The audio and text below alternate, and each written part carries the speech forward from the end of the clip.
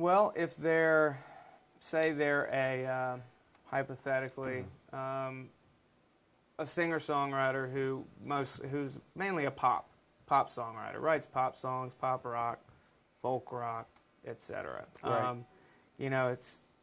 The question comes up just almost every day, it seems like. It's like, where do I fit into this picture? People say, I know I need to be in Nashville, but sometimes I forget because everywhere I look, it's somebody writing a song for Taylor Swift, or the publishing company says this isn't what we're looking for. So it comes up a ton, and what I tell them is that you've got, keep writing what you're writing, the style that you're comfortable in, but just for the sake of diversifying your portfolio, maybe start dabbling in some other things. Maybe write a country song if you haven't written one before. Maybe maybe write, I don't know, a Christian song if that's any interest, or things like that, because just for you to kind of expand your taste, get in an area you're not so comfortable with, and maybe just stretch your boundaries a little bit.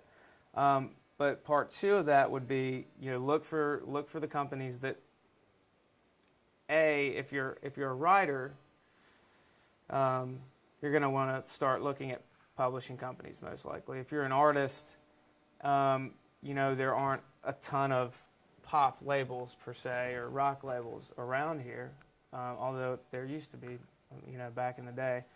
But I would say look at the publishing companies that sign writers that kind of do what you're doing, and you have to do a lot of research. I mean, you really got to find out who the writers are at those publishing companies, hear samples of their stuff, do some background checks, see, if any of those writers have gotten, their music placed in film and TV, and a lot of the shows and films do not place country. So in that regard, there are some companies that are going in that direction, that realize that, we need to stretch outside the bounds of artist placement.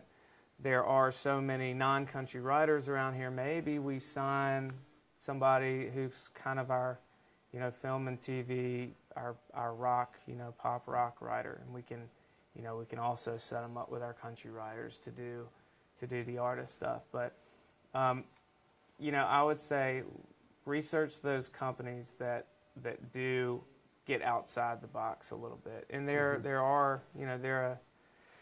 seem to be a handful, or more than a handful of them now. Maybe a few years ago it wasn't so much, but it appears to be that the publishers are not just country.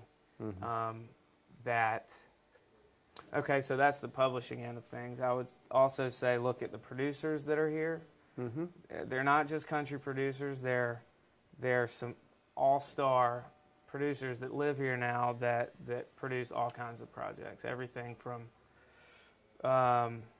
just to name a few, like there's a guy, Nico Bolas, who's produced Neil Young and Rachel Yamagata, all kinds of people. He's set up shop at the Blackbird for the past few years, and you never know which independent act he's going to latch on to and take under his wing. So you've got these people coming down, where if you had like a short list of producers and you were going the artist route, that would be... I'm new in town. How do I reach these people?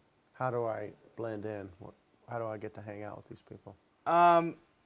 Really, it's said a lot, I guess, the personal relationship side of things. If you don't know them, they're not, if you haven't met them before, if you don't have some kind of name to a face thing, they're probably, even if you get their email and send them a great email, most likely it's going straight to the trash. It just the time is not there for everyone that sends them an email or sends them a call. The producers, record label people, A&R people, music supervisors.